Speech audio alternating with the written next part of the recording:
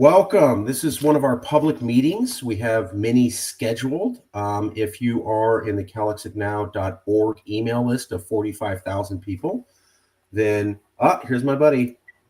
Rabbi, how you doing? I'm awesome. How you doing? I just came to say hi. It's been so long. It's been so long. Is there something wrong with your camera? I'm seeing a little white over here.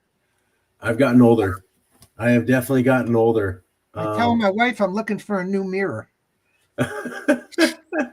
The rabbi has been a friend of Calexit out of New York City for many, many, many years, and we always appreciate him. How are you doing?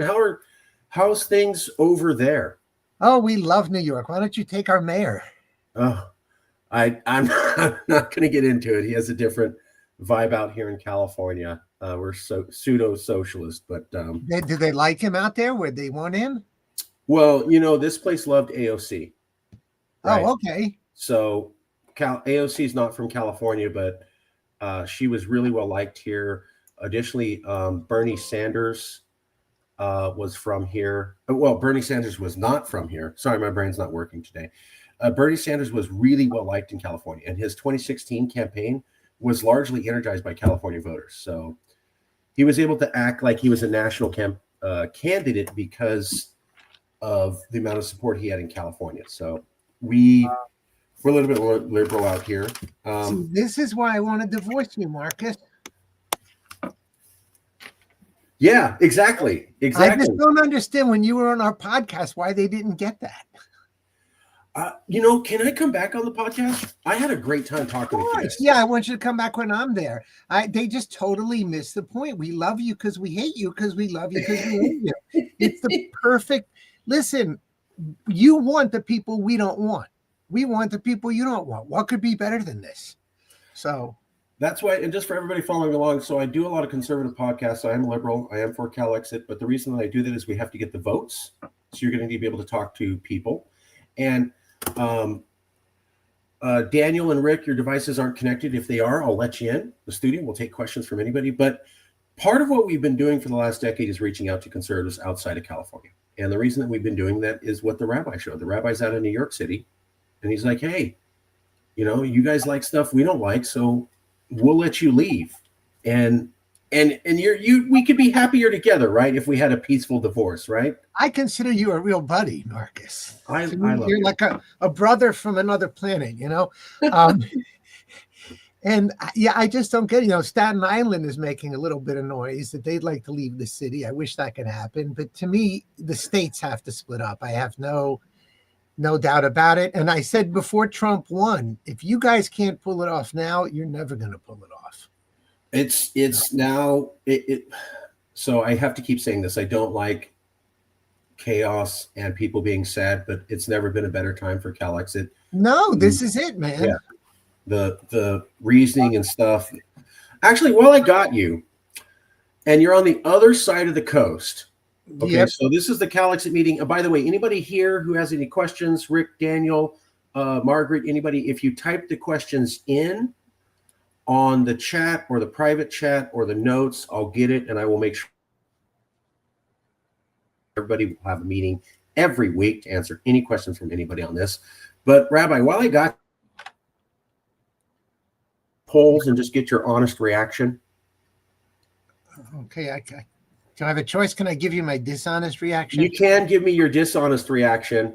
Okay. Oh, by the way, I just listened to an hour-long documentary on the creation of the Torah. Fascinating. Don't believe the word they say, though. Oh, what's the word they say? Whatever they say, it's BS, but that's okay. Whenever I watch anything Jewish on TV, I'm like, I can't even believe the stuff people say, but that's the way it goes. Okay, what's your honest question? You only first of all, Mary's here. So, Mary, let me ask you, you're here. I got to take questions from the public first, and then I'll ask you, no Rabbi. problem. We lost Mary. So you don't have to be on camera if you want. You can ask questions in private chat, and I'll take them. And we'll go. Anyways, here we go. We're going to ask the rabbi. He is in New York City. He's not a Californian. He definitely supports us. He likes us, but he thinks, hey, you guys like some people I wouldn't be backing up. And okay, Laura, Mary, Daniel, Rick, thanks for coming out. If you have any questions, you can come on or just type them in the chat and I'll answer them. But right now I'm going to ask the rabbi who's from New York City, and he's been knowing Calexit for many years, known me for years. He's not a Californian, but he supports our right to leave, right? He thinks it'd be better if we had a more peaceful divorce. So let me ask you, Rabbi, did you see this poll from New York Times? I don't think so, because I try not to read that rag. I may have caught wind of the story. This is so cool. This is after Charlie Kirk. Yes. I want to come on the show again. What's the day that you normally do the show and you're there? It's always Wednesday. The week of Thanksgiving is iffy. Maybe we should look at the week after that or the week after that. Definitely. Okay, Wednesday From my evening. point of view, you're always welcome. So I love you guys, and this is what I want people to see is like, look, I want to live in California, and I like the way that we do things, and I know that they couldn't understand that you're different than they are. They kept trying to convince you you're the same. You saw that. I was very upset about that because they totally missed the point. They're trying to convert you. You saw it. Like, I talked to the guy, and he's like, "You're one of us. Why don't you just move here?" And I go, I was like, I'm screaming. Wait, he's a freaking liberal. What are you, crazy? I like transgender people walking around. I like people speaking languages I don't understand. They totally missed the point. I believe in climate change. It was really sweet. It was very tender and very sweet that they were like, "Hey, move here," and then I had to go. They missed the point. Okay, yes, I believe in low taxes and low regulations, but all the other crazy Cali stuff, I'm here to eat it. I love it. I love you anyway, but if we lived in the same house, we'd probably get into arguments. We would. But hey, I have relatives. This is my analogy. I have relatives from Texas, and I love them, and they're great. But they come out here, 2 days is enough. We go out to Texas, 3 to 5 days is enough. Hey, I'll visit, and I love you, but living in Texas? No. And their idea, we took them out to San Francisco. After 2 days, they were like, "We're ready to go back. Love you guys. It's been great. We're ready to go back. You guys are great, but hell no, I don't want to live in this place." And we're like, "This is the best place in the world." They're like, "No, quiet Texas with steak and Bibles and guns." This country had the right idea. States. It was such a good idea. Yeah. Yeah. Well, let me ask you, coming from the conservative side, here's the thing that got me about this one, Rabbi, is this was not the day that Charlie Kirk was killed. By the way, political assassinations are wrong, are bad. I am not one of the liberals. You don't have to say that, Marcus. You know what? You really don't have to say that to me. I know. I just put it out there just because it drives me crazy, that we even have to say such a dumb thing. Well, that's where we're at, though, because there were some liberals who celebrated his death. I know. I did not look. I wasn't a fan of him, but you're celebrating a person's death. Look, I'm not going to get into it. I didn't celebrate him leaving the country and retiring. But you shouldn't be celebrating. It's ridiculous that we even have. I didn't celebrate. I did not think he was a wonderful man, but I didn't celebrate. I don't think it's appropriate to celebrate things like that in politics. But here's what got me. This wasn't the day after he was killed. This was 2 weeks after.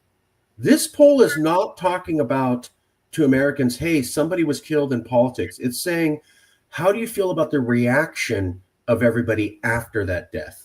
This is the right reacting to the left and the left reacting to the right. This is after liberals made fun of his death. This is after, from our perspective, the right kind of said, you have to celebrate him the way that we think, and you can't say things about him we don't like. And that really pissed off the left. So somebody's dead. America did not come together. What happened was the left and right really started becoming disgusted with each other. And that's when they took this poll. What grabs me is if you go back to 2020, 42% said the problems are too divided. 60% of the country in 2020 said, no, we can get past this. 2025, 5 years later, it's now 64% of Americans say the country is too divided to come back together. 2 weeks after Charlie Kirk's assassination. Again, not about his death, about the reaction of we have. It's a little frustrating to people like me and you who've been screaming this for 10 years. Right. Really just like, welcome. There's a few times on my podcast where some of the people have said, maybe we can't make it as a country. And I'm like, oh my God, you're finally getting the point. um, uh, yeah. I mean, I'm, that's I'm the only one I know in my world who refuses to say the Pledge of Allegiance. And I get flack for it. And I say, I'm not going to say the words indivisible. Sorry. well, yeah. Out here in California, we had a liberal who got rid of the Pledge of Allegiance here like 10 years ago. So it's not an issue, but that shows you where. In my world, your bona fides are because you pledge your allegiance to the country. And I said it on my podcast, no country lasts forever. Why does America, as it is, have to last 100,000 years? No country lasts forever. Now we can't get along. Let's just break up peacefully. That's right. I'm out of the issue for a long time because it was going nowhere, and now I'm hoping you guys will leave us in peace, man.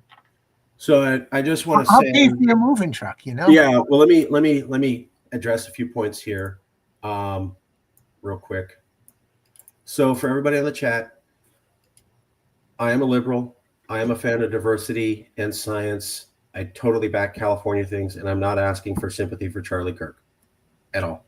I'm not. I'm totally bona fide. I talk to conservatives outside of California because if we want to legally leave, we have to get votes from them. I also think they'll give us the votes because of this. Rabbi, I'm sure you've seen this poll. This came out last year. Half of Republicans don't think anybody here in California is American. So this is last year. This is I think we can get the votes from Republicans. I think it's just us in California because this poll doesn't exist for New York City or Chicago as much as those are liberal cities. It's here in California where it's half of Republicans across all of America view everybody in California as not American. And when push comes to shove, the problem is going to be, according to my genius, which is obviously irrefutable since it's mine, is Americans would be happy to let California go. Politicians all want to rule the world. And no senator doesn't want to be president of the world. And he doesn't want to give that up. And most egomaniacs in Congress think, if only I were in charge, I could fix this. And that's the worry for me. I think if you had a plebiscite of the country, I think a heck of a lot of people would say, let him go. But I don't see politicians doing it. Even though it would give them a lot more power. But, and some people say they just don't want to be the ones responsible for breaking up the country. I can see that. I can see that where you have. So, I mean, that's the point is that this is why we talk to conservatives is we want to let them know. First, I want to let Californians know the votes are there. Because I debate with some California liberals and they're like, we couldn't really go. And I'm like, they hate us. They would easily allow us. What's so sad for me is why can't people hate you like I hate you? Exactly. Why hate me in a way you want me to leave? Yes. Why can't we all just talk? We literally on the same side of this. We don't want to live with each other. Why do we? You have to curse me out. I got to curse you out. We got to. Yeah. Why? You're the only one I know that's so normal about this. And I'm good friends with Daniel Miller, but every time I tell people, I go, look, we don't share values. He's a good guy. I can recognize that there are good people who I don't want to live in Russia. I don't want to live in China. I don't want to live in North Korea. I know I've met Chinese people who are happy living in China. They know their government isn't fully free. They have a new car and a house. They're great. That's great, man. I'll visit. I want to visit China. I don't want to live there. I wouldn't want to spend my life there. I like what we have in California. And so my attitude is you have that over there. Like I tell Daniel, like, there's no way that so guns and church and religion and military are very big in Texas. They're just not here in California. I don't want to live there. At the same time, he's like, I don't want to live in a place with all these people speaking foreign languages. And I go, well, that feels normal to me. I thought they did speak 4 languages in Texas. They do, but they're not so big on it. Here in California, we love immigrants. I got to tell you something. I'm not going to complain because it'll make you happy. But everywhere I go, we spend a lot of time in Virginia now that Holly moved down there. It's like 20 minutes south of D.C. Yeah. You don't hear English anywhere anymore. There's no more assimilation in this country, whether it's good or bad. There is none. And I don't think it bodes well for the country because there's no more Americanism, whatever that used to mean. So it's everywhere with the multilingual. Alu speaks fluent Spanish, but and it helps him a lot. But yeah. Again, love Alu. Same thing. He's a conservative. He's out of New Hampshire. They have, or well, he moved to Virginia. We're in Virginia, yeah. And same thing. And it's because we've been trying to get these votes. And part of it is initially, when I was here in 2016, there were liberals in California saying, you can't get the votes. They'll never let you go. And I think it's exactly like what you said. There's some elites who may not want that. But if we're actually talking to the American people, I think the American people have spoken. And we could easily get enough votes to let us go. I don't think this would be that hard. I also point out this survey here. This came out right before Prop 50 was voted for. So California passed Prop 50 by huge margins, like 63, 64%. And this is what I find interesting. This was a poll taken 2 weeks before Prop 50 was voted on. 63%, 2/3 of everyone here feels that we are treated worse than any other place in America. The percentage of people who voted for Prop 50 here in California, 64%, basically. So this poll almost perfectly matches the vote for Prop 50. The percentage of people who feel we're hated worse than anywhere else was the percentage of people who voted for Prop 50. And here in California, and I'm not asking you to agree, but in California, this was for real. Obama came out, and Obama, this shocked people. This shocked me. Obama said the whole country's counting on you. And I go, let me get this right. The president of America said, if California, one state, doesn't pass this one vote, all of America is going to fall apart.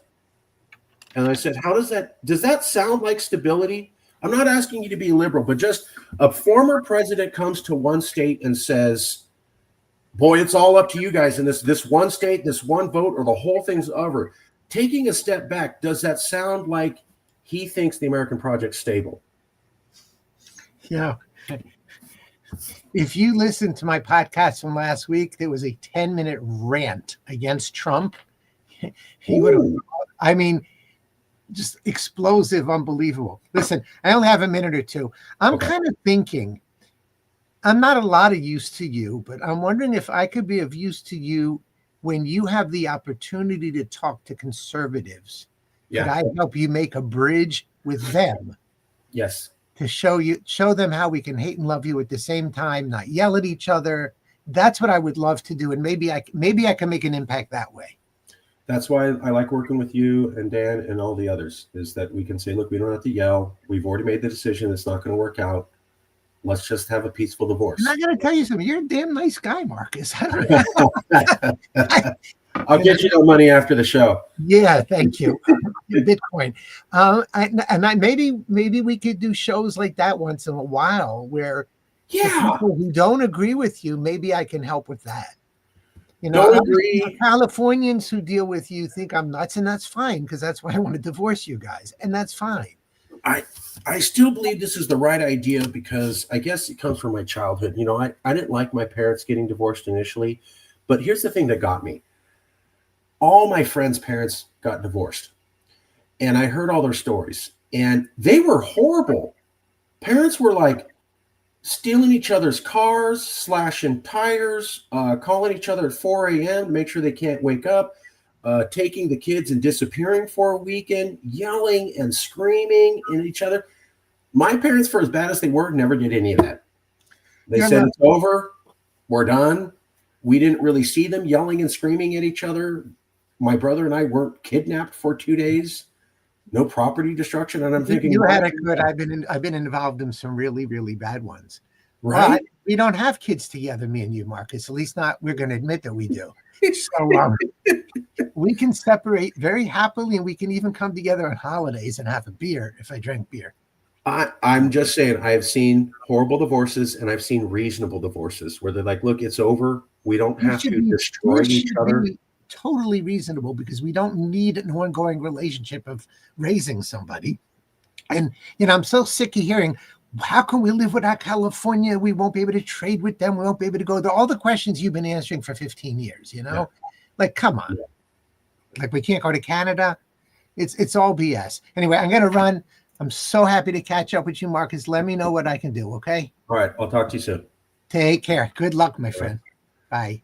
Here's another comment from one of our members. I'm very glad to hear it passed within those margins. That's right. Prop 50 passed by huge margins here in California. And I don't think this is a coincidence. The percentage of support for Prop 50 almost perfectly matches the percentage of Californians who felt we're uniquely hated in all of America. I don't find that a coincidence. This poll came out 2 weeks before the vote, and I think it says everything. Because when they talked to people about Prop 50 and they interviewed Californians and they asked, is this a referendum? Is this about Trump? Almost everybody said, yeah. Like this was our way. And here's the great thing as a liberal. Trump was offended. He did not expect Prop 50 to pass like that. He got spanked and he was mad. As I did a show on it, but before the vote even came out, Trump was like, "Oh, it's rigged. I'm like, bro, they haven't even asked people to vote yet. Before they even started counting votes or people voting, he was like, it's rigged. I'm like, vote hasn't even started yet, and you're already like, oh, it's rigged. I'm like, why are you saying that? He did not want Prop 50 to pass. They didn't think California was going to do it. And then we did, and that shocked the hell out of them. They thought Californians were going to complain and say this is a threat, and, that's sad. They didn't think that we'd actually jerry-rig the map to counter what Texas was doing in order to achieve a level of balance again. They didn't expect that, and they didn't expect the high margins, and that shocked the hell out of them. But again, this comes with this. By the way, keep posting. This comes from one of our members here. I'm very glad to hear it pass with those margins. This is the first time hearing about it.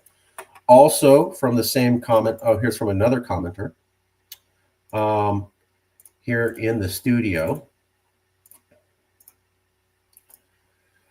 Talking about the rabbi, and yeah, he's lost faith in California, wouldn't have it any other way. And that's, again, I'm not saying we should be conservative. What I want to show is that we can have a peaceful divorce. We don't have to tear each other apart. Look, they don't want to be us. We don't want to be them. One of the, he was talking about a conservative show that I went on, and it always catches the conservatives off guard because I am an ex-Republican, and I think they pick up on that. By the way, I left with Romney, not Trump. I left with Romney 4 years before Trump, before anyone ever heard of Trump.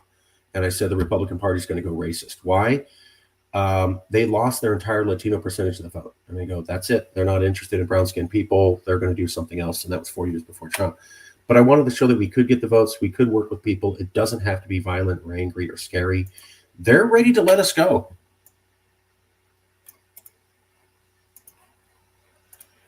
This is an excellent question, Daniel. Please post some really hot questions like this. This is really, really good. So this is a great question. If you have any hard-hitting questions, you're watching this on YouTube. If you type it in the comment bar on YouTube, it'll pop up here. Or if you're in the studio, you can ask questions and we'll be able to do it. So I'm going to address this question here. This is what we're here for. This right here, to answer questions. I can't foresee our neighbor states breaking many deals with us if we separated. Nevada and California have a pretty tight water power relationship, as example. That's exactly it. So when we talk to independents, when we talk to people who are critics of Calexit, they're like, well, there'll be a wall and there'll be two opposing militaries, and they're thinking the Cold War. They're thinking that separation independence has to mean that we'll have a Cold War with a wall and separate militaries on both sides, and there won't be trade or no. California has pushed America since the 1930s to make every single world trade deal it has. That's not well known. We got America to do world trade, not the other way around, since the 1930s and William Randolph Hearst. NAFTA, pushed by Californians, written by Californians. The rework of NAFTA, pushed by Californians, written by Californians. So all of the trade deals we pushed and we implemented. We're the experts in. We were the Americans, although don't consider us that, who actually made that happen. When California is separate from America, if there was any pushback, California just has to back NAFTA. All we have to do is say we're still part of NAFTA that was renegotiated with America. That means we automatically have trade deals with America, Canada, and Mexico. So the idea that you're not a state now, so you can't trade, was destroyed by things like international trade agreements like NAFTA. NAFTA makes the barriers to trade between Mexico, Canada, and America as reduced as between two states. That's the whole idea. You want trade to move faster, so they have these access points. If California is part of NAFTA, we have no trade impasse. And why would we not want to continue to trade and do business with America?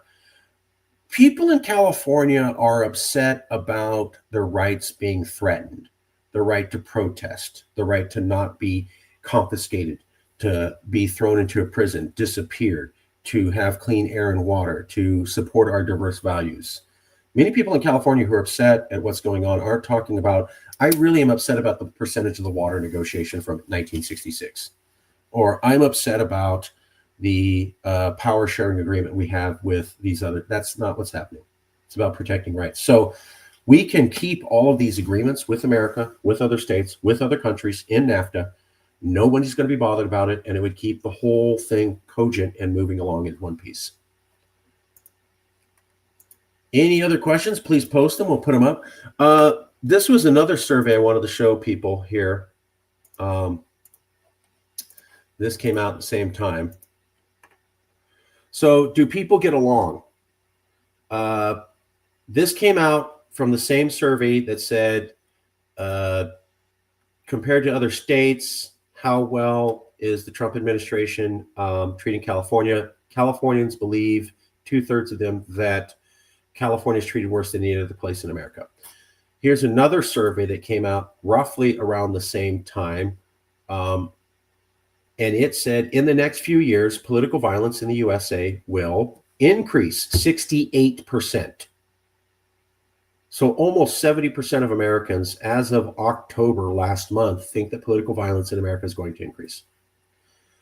And 63% of Californians feel most of America, which backs Trump, hates us. So where do you think that political violence is going to fall? On us. Here's another poll, came out of the same booking of polls. Do most people get along? Well, only 38% said people don't get along. However, 62% said politics drives people apart, otherwise they'd be together. But here's the interesting thing. Look at the poll down below. Do you talk to people with other political views? Almost never. 60%. Okay, so this poll is saying, hey, everybody can get together, but politics drives us apart. Great. How many of you are working to get across that political divide? 60%. Not at all. So people are saying that politics drives people apart, and then they're also saying I'm doing nothing about it. That's why I put these two polls together. Politics is driving us apart, but I'm going to do absolutely nothing about it in my life, which means this statistic is probably going to stay. Political violence increasing. And again, here's this one. I just released a video I'm showing everybody. It's explaining the entire Calexit process. It shows primarily relies on this poll.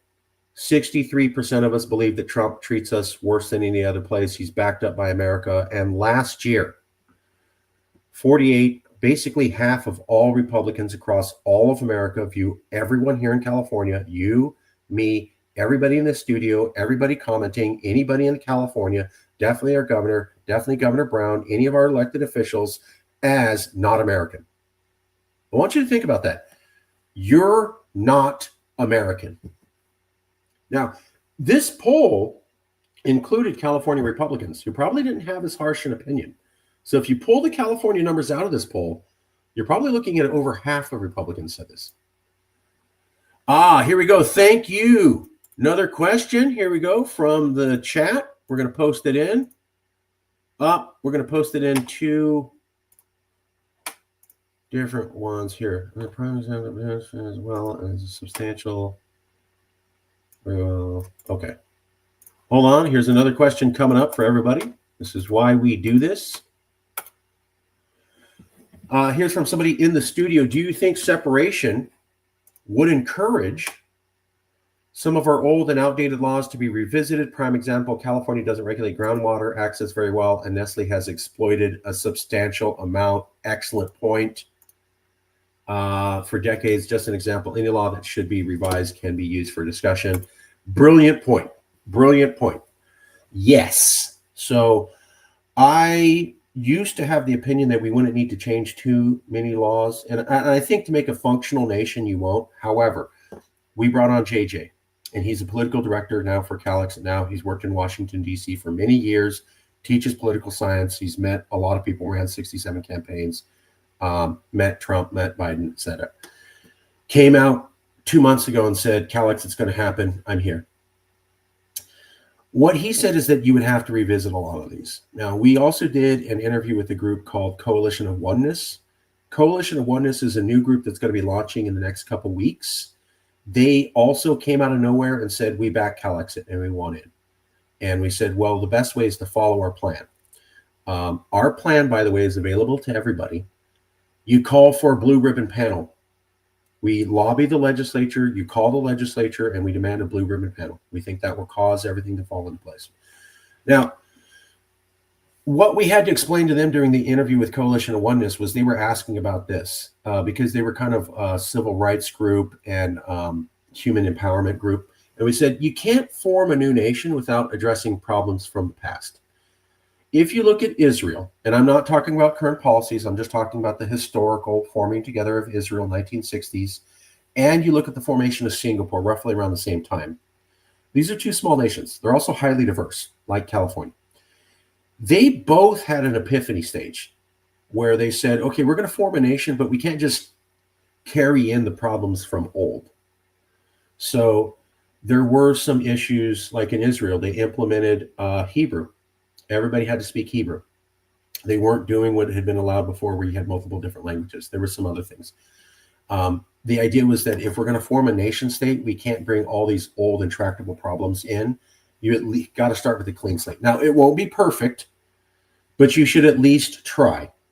Same thing Singapore did. So I think we'd have to do it here. In California, yeah, we'd have to revisit some things like the groundwater. I'd also think we'd have to deal with some of our long-term problems, like the genocide against the indigenous, the removal of votes against Latin people, the removal of property against Asian people, and the segregation and racism against African Americans, in addition to some long-standing issues like groundwater. I think you would have to address those. I don't think you do a perfect job, but I think you'd have to make a good-hearted, serious effort to deal with those. For example, indigenous people aren't going to get all the land back. Should they? Yes. Is that reasonable? No. Latin people were denied the vote that formed California.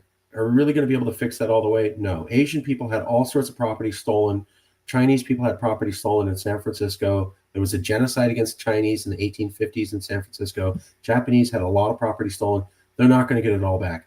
Should we make a good faith effort to try to deal with those issues? Yes. You have to. You have to at least attempt to solve some of the long, intractable problems before you move forward. Otherwise, what you're telling everybody is we're going to form a nation state and it's going to be this great place for you, but it's going to have all the same problems you hated from before. That's why in Israel and Singapore, they had to do these epiphany projects, because you can't get people excited about a new nation state and say it's all the same garbage from last time. That just kills the whole attitude. So absolutely, yes.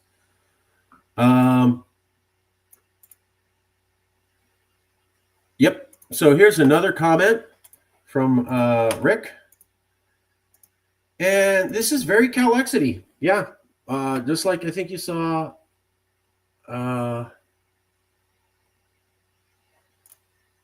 they were talking about the rabbi. He's lost faith in California. Wouldn't have it any other way. Here's a totally different Calexit person making another comment. Give me a California passport and I'm totally okay with not being looked at as an American.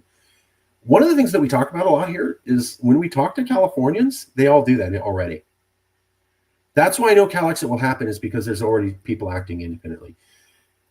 The state with the highest number of passports and the highest number of international travelers and the highest number of immigrants and the highest number of people from here traveling around and people from outside traveling around is here in California.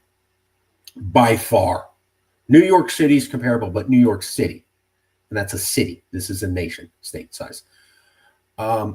Everybody who is Californian and travels abroad has said, I don't call myself an American. I call myself a Californian. So we've heard that a million times over the last 15 years. So if people are saying, "Oh, do you back Calexit?" I don't know about that. When you travel abroad, do you claim to be an American? No. Do you claim to be a Californian? So, and you don't want to be associated with America? Yes. We've heard that from hundreds of people, and especially business class people like CEOs, high level people. They've already sold out. Nobody's from California is going abroad and saying, "I'm an American and I back America." That's not what's happening. They used to say I'm a Canadian because they didn't want the hate. Now they're saying I'm Californian. And what happens is we're hearing the story of when you say Californians, foreign people relax. You say American, they're aggressive. You say Californian, it's cool because we have a totally different rep. So we're already independently in the mind, especially amongst the world travelers. All right, a few more questions here. We have to work on wrongs. Yes. Thank you, Laura. Yes. Oh, let me fix this real quick. So absolutely, Laura, yes, we have to work on wrongs. And we would have to have, this is based upon Daniel's comment, we would have to have a revisit of the old wrongs. I don't want to get hopes up. We're not, for example, I'm part Indigenous. Calexit was the first organization in California to say that there was a genocide and some of the land should go back to those Indigenous tribes. I am proud of that. Additionally, we worked with many Indigenous tribes in that federal territory, and we did interviews with them on video asking if they want their land back. And they said, "You are the first non-native to ever ask us this." So in California, Calexit was so progressive. We were saying, give Native people their land back. Nobody ever said that on TV, and nobody ever approached the natives about that. And we did both. So, but when you talk to the Native people, they're not dumb. They know they can't get all the land back, but they want some. They'd also like an apology. They'd like a good-hearted attempt to say, wow, that whole genocide in 1850 was wrong and taking all your land was wrong. We should try to do something to give back land to you. Or what they're really interested in is access to sacred sites. So even if you own a piece of property legally, if there's a spring on there that's been there for 1,000 years, they want access to that spring, mostly for ceremony. We need to figure that out. There's also been the Reparations Commission here in California. It's stalled. Californians didn't want to pay money, but now there's a Reparations Commission that's looking at just policy changes like better home loans, preferred placement in universities for African American people. I think we would have to do that. The tinge of racism. We never really had full slavery here. We had some from people who came across America. Very few people lived in slavery in California because what would happen is you'd come over here and then there's tons of stories of people walking up to a slave and going, you know, this is an anti-slave state, right? And they go, really? And then they just walk off. There are some examples of people, African Americans, who were brought in against their will from the South, and they would live in a isolated mountain community where they weren't able to talk to anybody. And those people did live out their lives as slaves, and that's wrong and bad. I'm okay with us giving money to everybody, the like 1,000 or 1,300 people who can show they're a descendant of slavery. It's not that much. Additionally, I think we should deal with the discrimination against Black people since the 1960s. I mean, I saw the Rodney King beating, right? I saw Watts. I saw LA. I went to USC after the riots. There's a lot of historical harm there.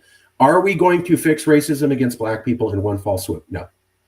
Can we make a gigantic effort to say that as California is moving in, this is the way that we want to go, so that every Black person knows that this is a nation that they can join in and have hope that they can continue to push us in the right direction? Yes. And I think we can do that with the Indigenous and the Latinos and the Asians. Japanese people lost billions of dollars. Most of the wine country was owned by Japanese people. They never got it back after internment. So if you look at the wine industry in California, it's a multi-billion-dollar industry. 95% of that belongs to Japanese families. They literally had their property taken when they were put in internment camps. Someone took their property and goes, that's mine now. Ronald Reagan, I'm not complimenting him, did do a good thing in trying to give some money back. It wasn't enough. We need to make a recognition the internment was wrong and the stealing of land was wrong. Same thing with the Chinese. There was a genocide where about 1/5 of the Chinese population of San Francisco was killed in about 2 nights. around 1850. That's a genocide. We need to recognize that. There's also the genocide against the indigenous in the missions. We need to recognize that. It's not going to make things better, but you can't go forward and say, trust me, I'm a decent person, if you never made a heartfelt apology. And if you never said, look, I got $100 a month, I've got to live, but I got about 20 extra bucks, and I'm going to give every last penny to trying to make you whole as best I can. We have to do that. Israel did that. Singapore did that. Many nations, when you want people to join on to the nation state project, you have to tell them it's going to be different. It's not going to be the same garbage you knew from before. Otherwise, you can't get them to gel as a new community. So we will have to address those. It's not going to be the greatest ever, but we've never really addressed discrimination against Black people. We've never really addressed the genocide on the coastal missions. We've never really addressed the genocide from the gold rush. We've never really given land back to the indigenous. We've never really tried to make the Chinese and the Japanese whole. We've never really even apologized to the Latin people who had their votes taken away when America invaded in 1850, and then their property. Most of the Central Coast was owned by Mexican families who literally just had a Caucasian person walk up in 1850 and go, yeah, it's mine. What are you going to do about it? The courts won't recognize you. So we have to address all of that. I'd like us to do an apology to Mariano Viejo, the Mexican governor who tried to help build a diverse California. When the Americans invaded, Viejo tried to get everybody to work together, and they just played him and took his money, and he ended up a poor beggar before he died. He has a house, La Crismontes, up in the Bay Area, but that's about it. Benicia is named after his wife. The guy built the first 4 capitals. We don't talk about that at all. I also think that we'd have to have, when we're talking about an epiphany, the fact is that every California school child has no idea how California became a state. So if you talk to California school children, they're told California State Ascension Day. That's it. They'll be told, here's the day that Congress voted for California to join the Union. And it's a celebration, and yay, that's it. That's all they hear, is that on a certain day, Congress voted for California to join the Union. They have no idea that that's all a lie.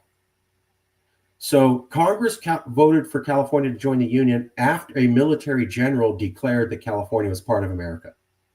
You won't hear that brought up. There was a dictator, basically. There was a military general installed by America, not with a vote, by force, blew away everybody who disagreed. He was just in charge and goes, yeah, you're part of America now. That's basically Nazi level takeover and dictatorship. That's why they don't teach it. They also don't teach that in California from 1550, about 100 years before any pilgrim ever landed, we were diverse and international trade focused and very tolerant. So from 1550 to 1600, California had Mexicans, El Salvadorans, indigenous people, Jews, French, English, Japanese, Chinese, Filipinos, and free sailors from Africa. So we already had Black people, Asian people, Latin people, indigenous people, Jews, and white people from 1550, 100 years before the Pilgrims ever landed. And so when I talk to conservatives and they go, American culture isn't immigration, it isn't diversity, it isn't all these minorities, it isn't foreign people coming here with their foreign ways and keep speaking their foreign language. And they go, American history isn't, but California history is. And our California history is older than yours. So if you get to walk around going, here's what America stands for, I get to go, here's what California stands for. It's the opposite of what you stand for. And ours is more important than yours because we're older than you. Right? This is what conservative Americans say. 400 years, we've been this kind of America. Okay, 500 years, we've been this kind of place. And it's the total opposite of you. We've had immigrants. We've had international trade. We've had people speaking different languages. We've invited all sorts of different people to be here. And we all got along. No, it wasn't perfect. But we've been doing this a century before any pilgrim ever showed up. So this is why I say California culture is wildly different than American culture. Our roots are older. We're not, in America, they have debates on should we have immigration today, right? That's what Trump's about. They have debates on what's the character of America. That's why you're seeing this white Christian nationalist stuff again. We don't have those debates in California. Yeah, look, I'm in Fresno. It's purple. There are some conservatives who say that stuff. But in California, we don't really have debates on Should we have immigrants?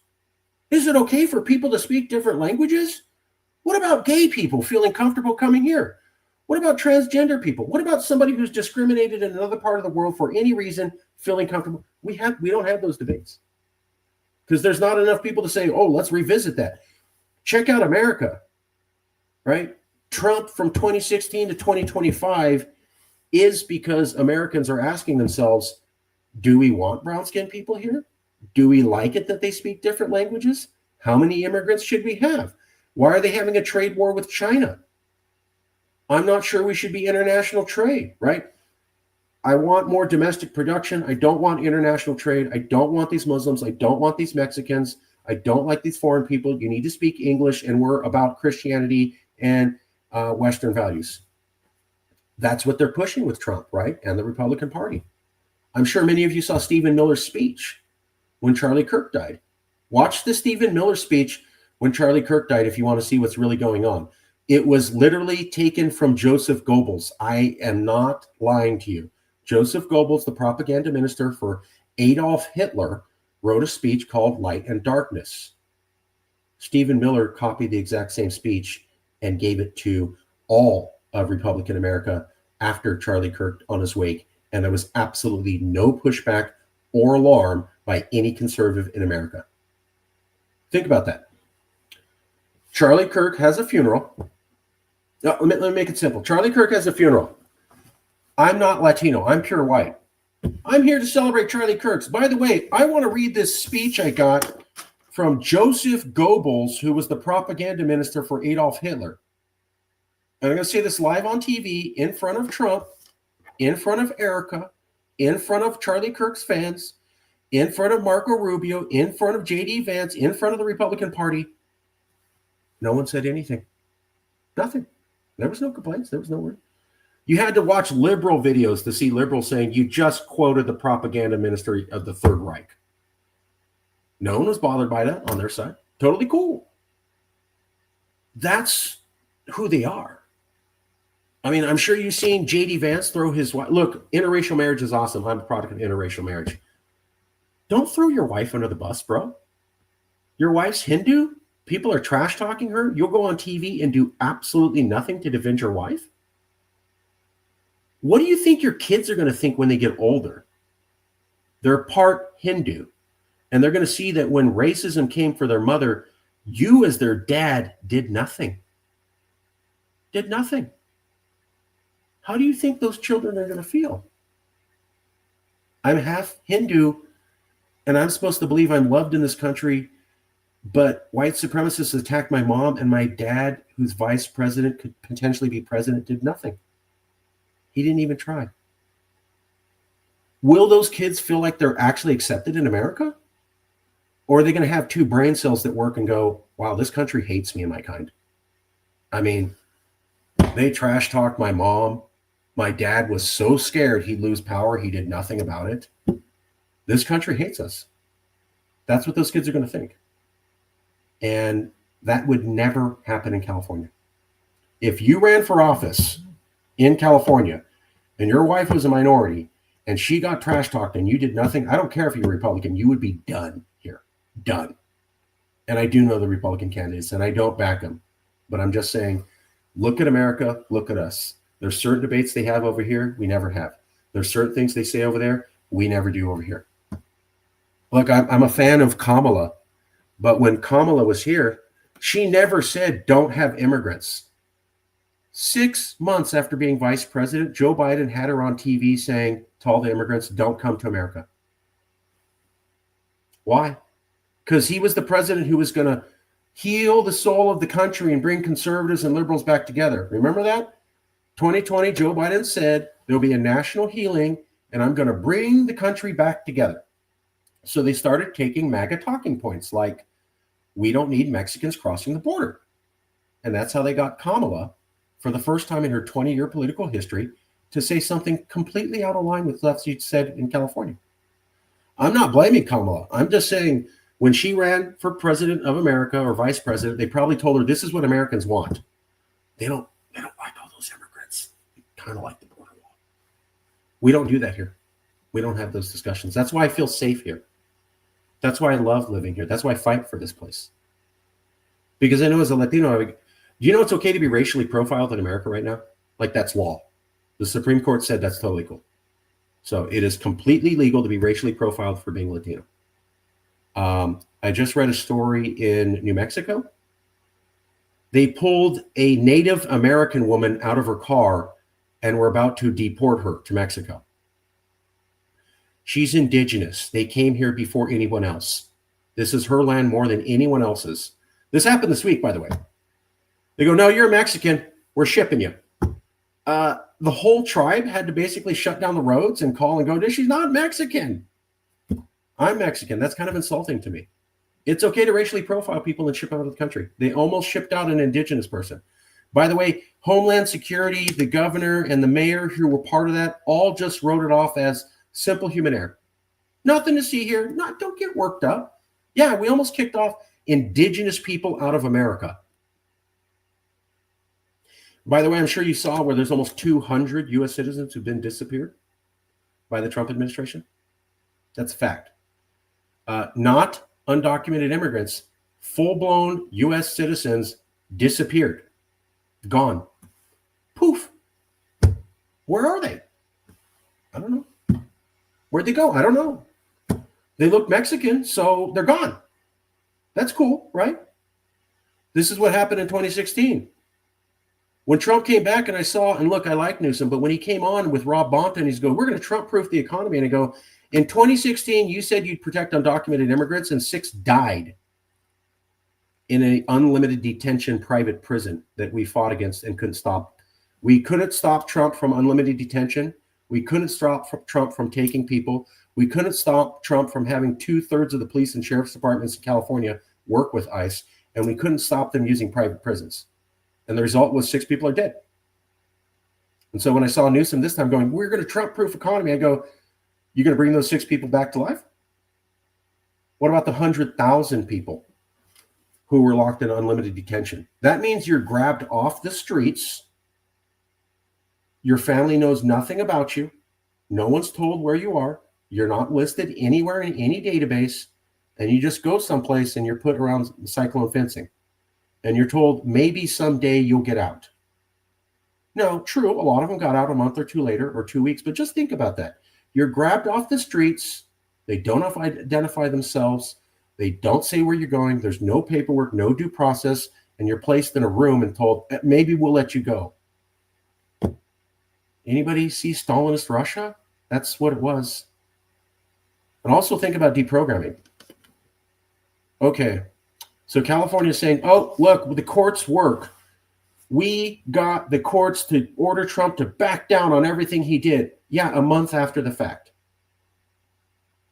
So I'm a 5-year-old girl, and I get tear gassed, and my mom is taken away from me and disappeared, and my grandfather has his head cracked open with batons. By the way, all this happened in Chicago last week.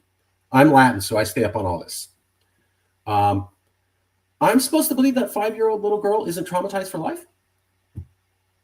I can go and tell that 5-year-old little girl, look, I know you saw your grandpa have his head cracked open because he goes, what is this? And they just started beating him in the streets. That's happened. I know your mom was disappeared. I know somebody shot tear gas at you as a 5-year-old. But look, America loves you. Be a good citizen. It's cool.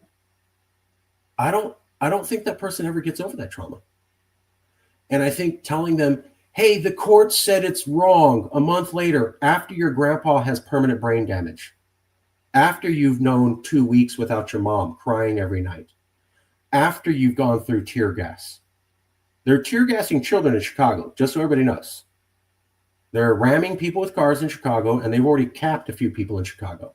What were they doing? They were telling people La Migra is coming. Basically, ICE is coming. That was it. There's something called free speech. They were simply saying, here's this officer, and they're coming in the area. That is completely legal. Completely legal. It was not inciting violence. They didn't say, get your guns and let's get them. They said, ICE is coming. That's it. Look it up. They're ramming those people into cars. They're shooting them. There was one woman they unloaded 5 rounds into. She lived, but I mean, You're a 130-pound woman and they launched 5 bullets into your body because you were telling people ICE is coming? I'm sure you saw where Governor Pritzker, and I'm Cali first, but I believed him when he said, I have to go on TV and ask people to not tear gas children today. Like I'm coming on TV to beg people, please don't tear gas our kids. He had to say that. That's where you live. That trauma's going to go away? I don't think so. Let's take some questions here. I learned that here. Let's see. I'm not going to lie. I was not aware that we were also Hawaii'd into the Union. Yes. Okay. Let's cover that. Thank you. We were Hawaii'd into the Union. Yes. So they don't teach this. This is why I know Calexit would take over. Most people don't know how California was formed. If people in California knew how California was taken, they would be disgusted with being part of America. That's why they don't teach the kids. That's why almost nobody knows this. So real quick, California was independent from Mexico and America. This is something they also won't talk about, for 10 years. You know how Texas loves talking about how they were an independent country? Yeah, we were independent too for the same amount of time, but you'll never hear anybody mention it here. In 1836, Mexico sent up a governor to take over California. The people here chased him back to Mexico. That means defiance under international law. In 1846, Mexico also sent another governor up here, and they chased him back down to Mexico too, which means that California was de facto independent from Mexico for 10 years, 1836 to 1846. If the government that controls you sends an administrator and you have guns and send them packing, that's called a rebellion. You won't hear about it. California, fully independent country, 10 years, as long as Texas. Then America came around 1850 and invaded. Now, you have heard about the Bear Flag Revolution because there was Caucasian people who came in who were part of the invasion of 1850 and said, oh, we're independent. And that only lasted a month. You'll never hear about how California was legitimately independent for 10 years. In 1850, General Fremont and about 200 soldiers from the West, in addition to some naval ships, basically conquered California. They came in, and there was a few battles in the north. There was one in Cahuenga Pass in Los Angeles. Cahuenga Pass in LA was the famous battle. And only about 5 or 7, I'm not even sure anybody died. Like maybe one person died. They basically had 200 troops come down, and there was like 50 Californios, and they just kept shooting bullets at them, and they left because they were all going to die. And they went down to LA and did the same thing. And then there was a place in the Bay Area where they had naval ships come. And so the Navy and the Army both shot at the California. So 1850, the American military invades California. They gun down anybody who's disagreeing. It was not a peaceful revolution. They came with guys with bayonets and guns and cannons and shot everything up. Okay. People capitulated because they didn't want to all die. Now, men at that time would be willing to take about 10% losses. We're looking at 90% losses. Nobody does that. So when they took over in 1849, 1850, they immediately went to work on undoing the nature of California. So 1849, they come in. By 1852, all Latinos who had the ability to vote basically had lost the right to vote. So Latin people, you had the right to vote, wiped out, gone. This is in a 3-year period, 1849 to 1852. Black people were introduced to segregation in 1852 in California. Never existed in California ever. 1852. The American invaders got here 1849. Within 3 years, they introduced segregation. 1852.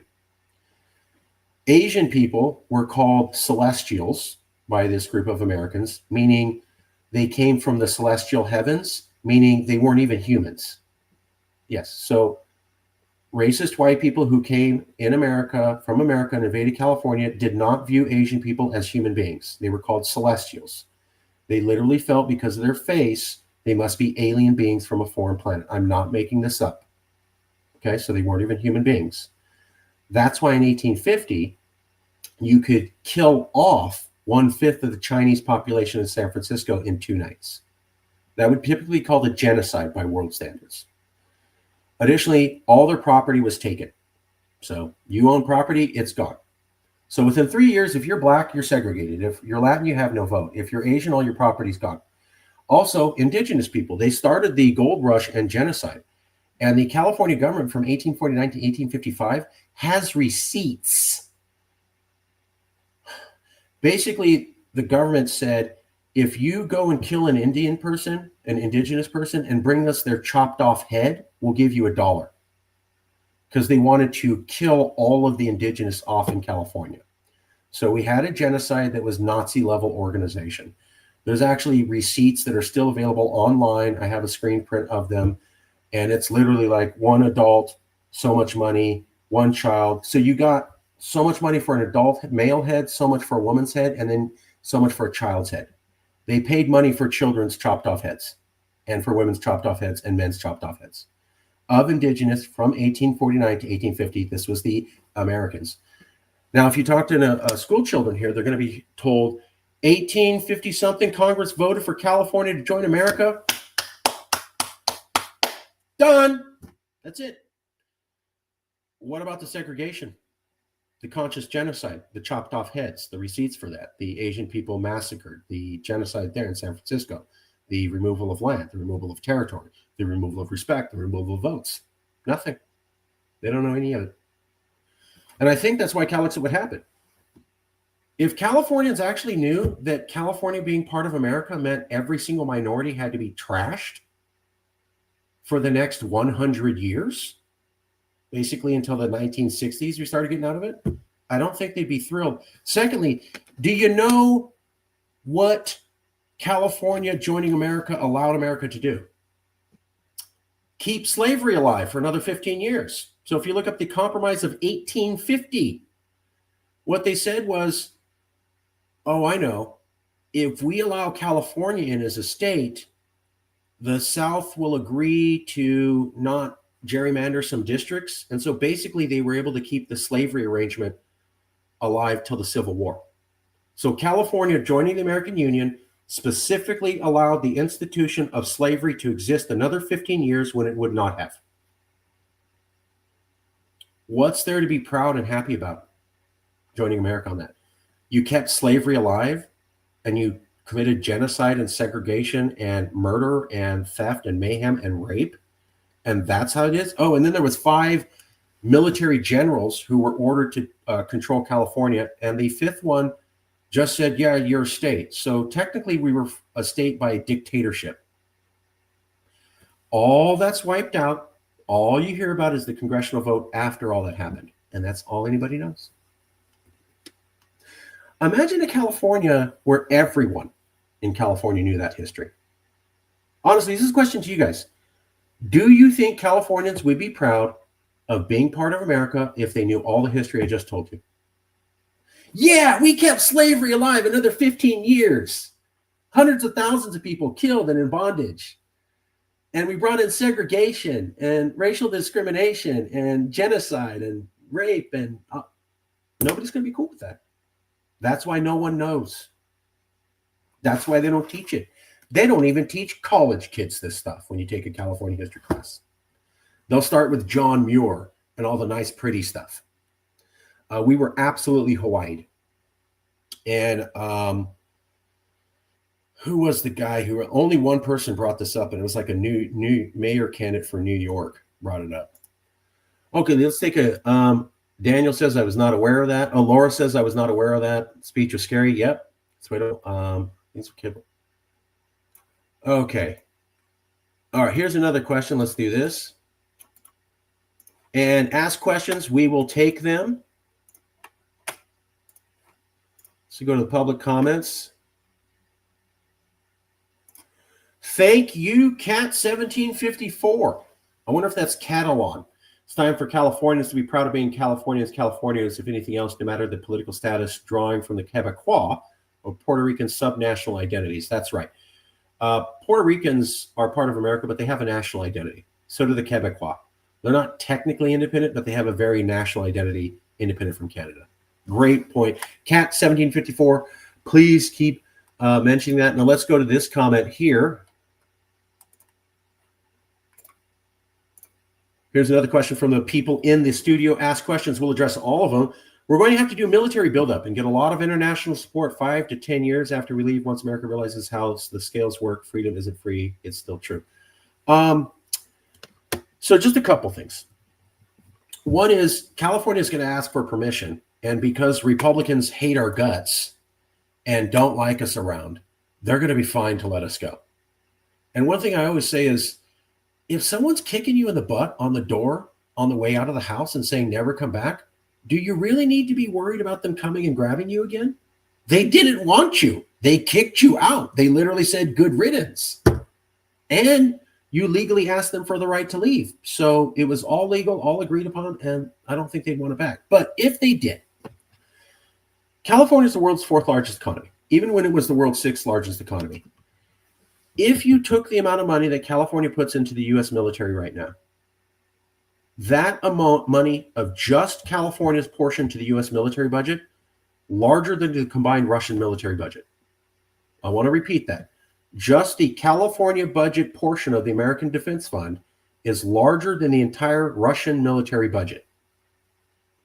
Russia is now the #1 military contender to the U.S. Zircon, hypersonics, other nuclear missiles. They actually stalled out NATO. NATO's losing Ukraine. So they could challenge all of NATO and all of America, and we'd actually have more money than them. So if they get to be powerful military, how come we couldn't? Secondly, what makes the U.S. military powerful? Is it just raw troops? Well, that's not correct.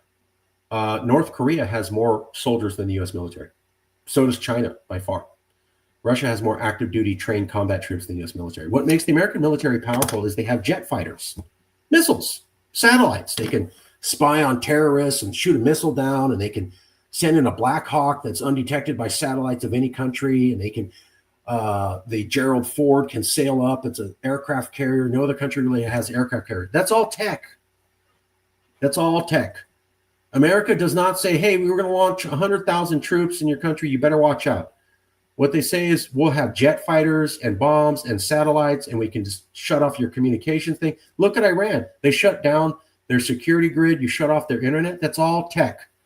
Where do you think most of the engineers for the military come from out of 50 states? Take a wild guess. What one state produces more military technology engineers than any other state out of 50? It's us in California. That's right. I'll also remind you of something called Bill Clinton. So after the Cold War ended, they closed down a bunch of military bases. It was called BRAC, Base Realignment and Closure. Happened in the 1990s. They closed a ton of military bases in California. Guess what? We were fine. The Pentagon also had to do a research paper. And what they admitted was, we asked a bunch of the Californians, hey, you're going to lose your military job. You better move with us to Nevada or Oklahoma or Louisiana, where we're moving our militaries to. And they said, nah, I'll just get another job here in California. So if you read the Pentagon papers of the base realignment and closure process after action report, when they were closing more American bases than the U.S. had ever seen, they had to admit they desperately needed California engineers, and yet Californians felt no compunction to have to work for them. Now, I'll stay in California, I'll get another job. And then they said, oh no, we can't do that. Turns out we do need advanced missiles that are smarter than anything China and Russia has, and jets, and aircraft carriers, and satellites, and reconnaissance systems, and internet systems, and tracking systems, and all the stuff. And most of that comes from us. So when California is independent, we're going to be partners. We want to look, the way JJ puts it is 5 seconds after California declares independence, the governor's going to say we're part of NAFTA and now we're part of NATO. No trade embargoes, no travel embargoes. Defense, not an issue. We're part of NATO. France, Germany, and England already know California as a separate place. You can look at the political articles called The President of California, Jerry Brown. First time Trump came, he backed out of climate change. Jerry Brown traveled to Europe, and Politico magazine had to admit this. And this goes back to Obama. The Germans, the French, and the English had 3 times the delegates come and meet the California governor as they did the American president for 4 years.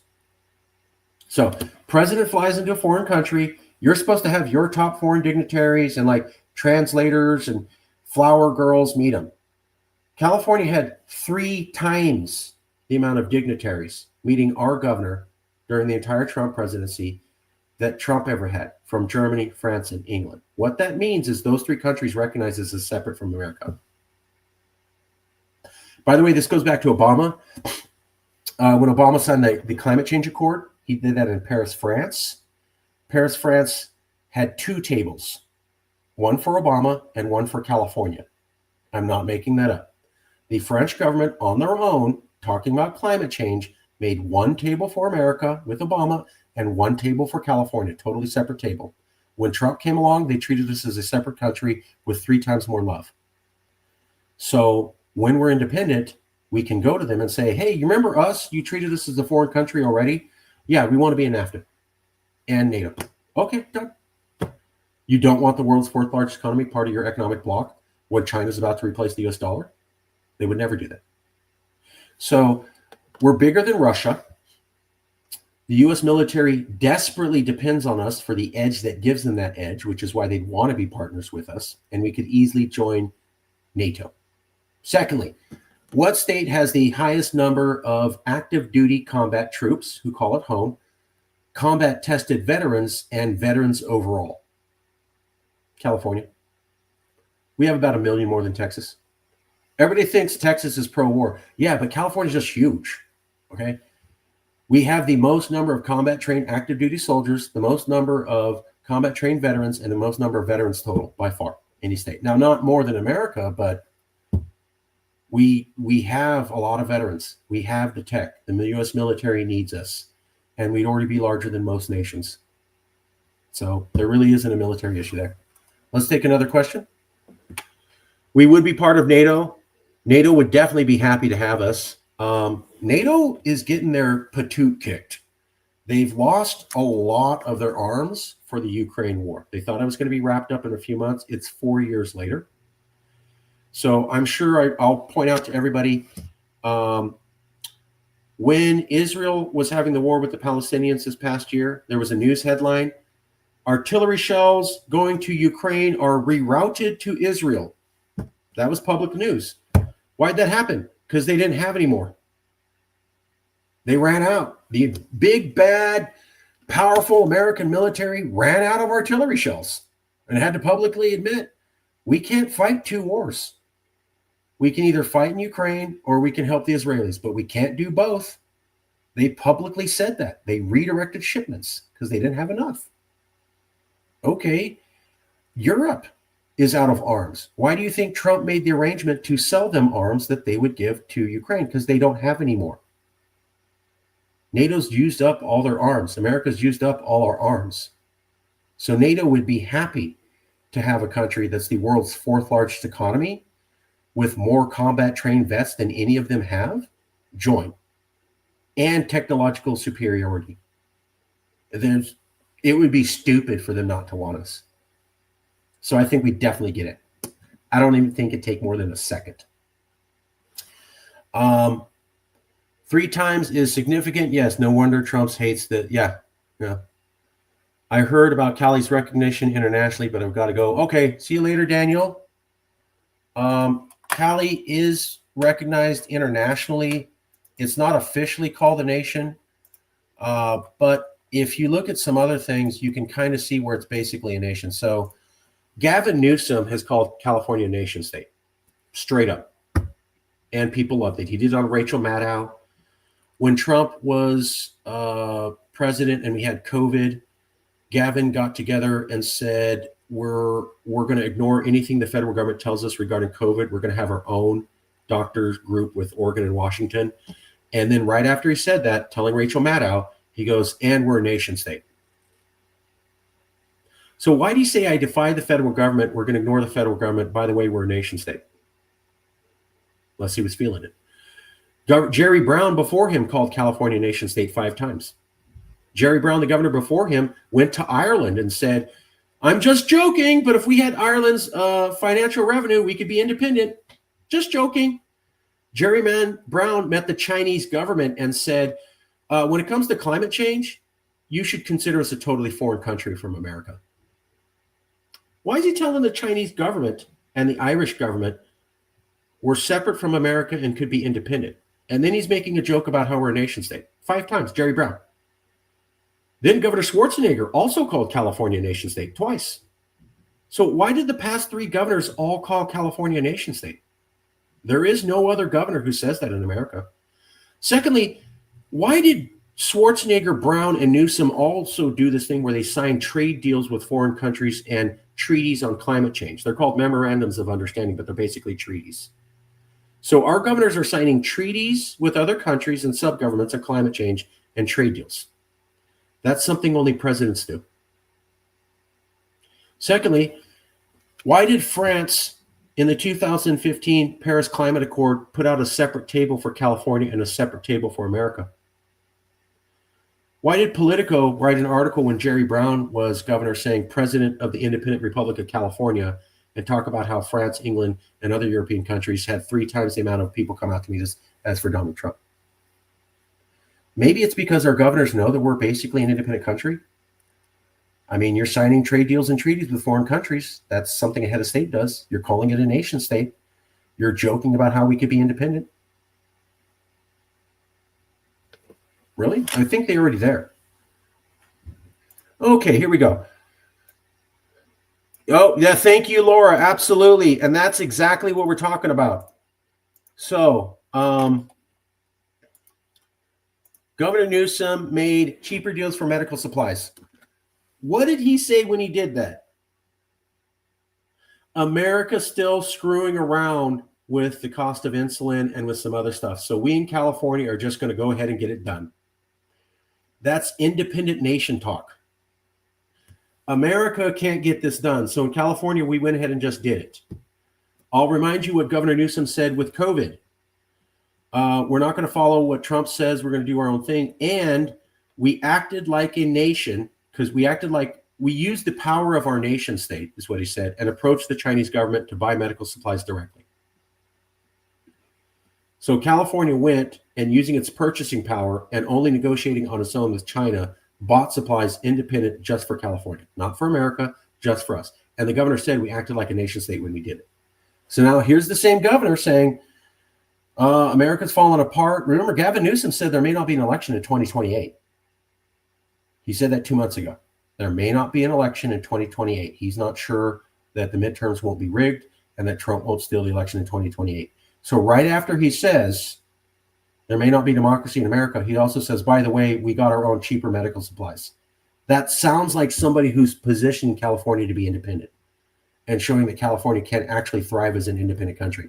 If you're an American and you want cheaper medical supplies and all you've heard is debate, and then in California they go, by the way, we just did it.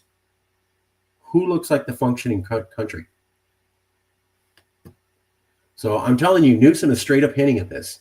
He doesn't know that the climate's ripe, but I mean, everybody saw him when he went on Colbert, right? And he said, we may not have a democracy in 2028. Here you go.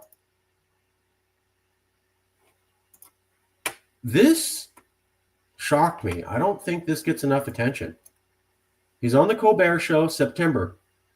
Donald Trump is trying to rig the midterm elections. I fear that we will not have an election in 2028. Sitting governor, we may not have elections in America. If I said that, I would be called a crazy radical in 2016. Governor says it on TV a few months ago. Everybody's like, yep, makes sense. So when I add that, and then we have this, last competent president of America, California, the whole nation is counting on you. Prop 50 was the thing. So Newsom was talking about how they may rig the elections with Texas. So we did Prop 50 to fight back. They got Obama. He said the whole country's counting on you. Does that sound like a stable country where the governor says we may not have elections in 2028 and the last competent president says, California, if you, one state, can't win this one election, all of America's over. When you're seeing competent political leaders say things like, it's over, the country may not have, does that sound like a stable place to be in? That's what I'm saying. Yep, it helps people to know that we can do it alone. That's exactly right, Laura. I think that's what Newsom did. So Newsom is a career politician, and I'm not saying that to as a diss. They are very aware of what they say and what it could be taken. As a career politician, you have to be aware of what you're saying and how it'll be received by the public at all times. Otherwise, you're not really good at your job. So you're Newsom, and you're not ready to say Calexit. Okay, you're not ready. So what do you say? Boy, America might not last 4 years from now. It could be gone. I'm really worried there may not be a country. Oh, by the way, is America debating about cheap medical supplies over 2 presidential administrations? Yeah, we just went ahead and got it done. And I said those 2 things within weeks of each other. So I'm a politician. I don't choose words randomly. I don't say things randomly. I don't say I back Calexit. What I say is America's dead in 4 years, and then I show you how California can do things better than America within 2 weeks after that. I know exactly what I'm doing. I'm a career politician. You're not ready, or I'm not sure the ground is ready for me to say I back Calexit. So what I'll say is America's dead. And then I'll say we're a nation state. And then I'll say we can do things better than them. And I'll say we can operate independently. Where do you think the California mind is going to go? Like, if you just heard that, where do you naturally go? Well, we better do it on our own because we're not going to be attached. This ship we're attached to is sinking. Good thing we can do it on our own. Do you see how often Governor Newsom talks about how we may stop paying federal taxes? By the way, that's a felony. He's suggesting a felony. I like the guy, but he's suggesting a felony. I'm not criticizing him, but it is. Why is he saying that? Why is he suggesting a felony? You can't even stop paying taxes. Why is he saying that? Because it allows him to bring up that we don't financially need the federal government at all. He can't come out and say, we don't need America for policy help. We can do it all on our own. We don't need America for money. We can do it all on our own. So what does he say? Look, I got us cheap medicine when they can't. By the way, we lose billions of dollars being part of this thing. We don't make any money being part of it. But I didn't say Calexit. I just used Calexit talking points. That's why I pick up on this. We've been saying that stuff. He's been pointing out that we're a donor state, that we're milked financially, that the democratic system is rigged and destroyed in America. Those are all our talking points the last 10 years. Now he's using them this year. Random chance coincidence? Or he has 2 eyes? All right, another question? It helps people to know that we could. Yes, exactly. Absolutely. And so Governor Newsom, the thing I want Governor Newsom to hear is, look, I know you want to be president of America, but there isn't going to be an America. And people want you to be president of California. And they believe that you could pull it off. And while there's 30 or 45 presidents of America, there's only a few people who actually found nations. Who can name all the presidents in America? Almost no one. What American doesn't know the name of George Washington? Almost no one. See the difference?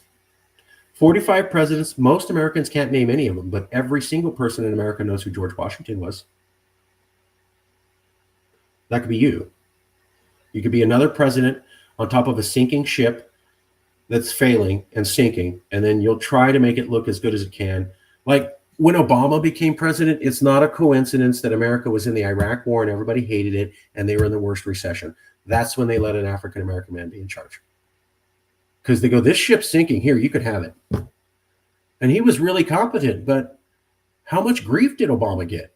He was dealing with the recession. He was dealing with the Iraq War. These are really tough problems. And he did as best he could, but even then, shackled to some big problems. Obama didn't look super great handling both of those. I don't blame him. I think there were tough, bad situations, and he did the best he could. If I give you a house and it's on fire, and you're the best fireman, can I really expect you to put the fire out and rebuild the whole house? No, I can expect you to kind of put half of it out. We got Obama. We got the best caretaker we could have in a super bad situation. And so I'm saying, Newsom, you're going to run into the same thing. You're going to run into a ship that's sinking. The engine doesn't work. The steering doesn't work. The lights are out. Power's intermittent, and you want to sail across the ocean. Why? You could be part of the world's fourth largest economy. Do you know how nations would react when we're independent? They would love it. You could build this country.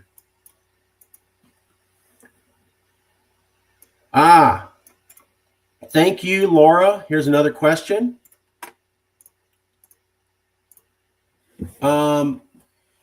So there's a couple ways to look at this. Traditionally, when a country leaves, normally what happens is they take their proportion of the debt.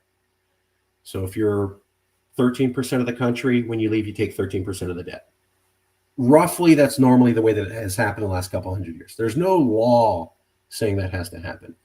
For example, when Ukraine left the Soviet Union, they didn't take any of the debt. They just left. And the Soviet Union signed on to that. So you don't have to. I think California would take on its proportion of the debt just so that the financial markets and the business class and the money system would think that we're fair. You're becoming independent. That's radical. You don't want to scare capital markets. So you're like, look, we're going to do everything on the up and up, totally negotiated. They want us to take 13% of the debt. America said, fine, we just did it. Okay. Here's the great news. California has a lower debt ratio than America today. So when people go, oh, California, you'd be in debt. You can't be a nation. I go, well, then America can't exist because America has a worse debt ratio than California right now. So if we don't exist because of debt, America doesn't exist. Also, Japan, France also have worse debt ratios than California. They get to be independent countries. No one says anything. When we take the debt, we'll still have a better debt ratio than America. I also think we can get better finance terms for this reason. When Donald Trump started a trade war with the entire planet, he kind of pissed off everybody, including the Europeans and the Chinese who finance most of the debt market here in America, along with Americans. We didn't do that. I think that we could go and get better capital relations with China and Europe because we're not Trump and we didn't offend them. Additionally, America's lost its AAA credit rating twice, I think. We've never lost our AAA credit rating. So in 1945, when they created the US dollar in the Bretton Woods Conference, as we understand it today, they ranked the viability of your dollars. And like 1A is the worst, 2A is okay, AAA is like a nation state, France, England, Germany, America. America already lost that. It was under Obama. I don't blame him. I blame the Republicans, but it still happened. And then you can't pass a budget longer than anybody else has. You have these trade wars with everybody. The American dollar is not in a good position, and nobody really has a lot of financial confidence in America anymore. California does, and it could easily do that. Okay, we're winding down. Let me show you. This is one of my favorite pictures. So this is Marcy Shore. Marcy Shore is one of the top experts in fascism in America. There's about 3 or 5. She's one of the top 5 fascism experts. I think she teaches at Princeton. She lives in Canada now. So when Trump started cracking down on universities and arresting professors for what they said, she left. Now, top expert in totalitarianism in America left because she says, I see where this is going. And what does she say? Well, my friends and colleagues, they were walking around saying, we have checks and balances, so let's inhale checks and balances, exhale. And I thought, my God, they don't get it. What she's talking about is that she was saying fascism is coming. Fascism is coming. And all of her other experts were like, no, it's not. No, it's not. And she said, oh, my God, we're on the Titanic and we're saying our ship can't sink. That's a Calexit talking point. America's falling apart. The ship's going to sink. We're going down. There's people still playing, the band's still playing music and people still want to dance. We've been saying that for years. Here's the top expert in totalitarianism saying the same thing. So we'll end it there. Want to say thanks to everybody, and we will talk to you soon.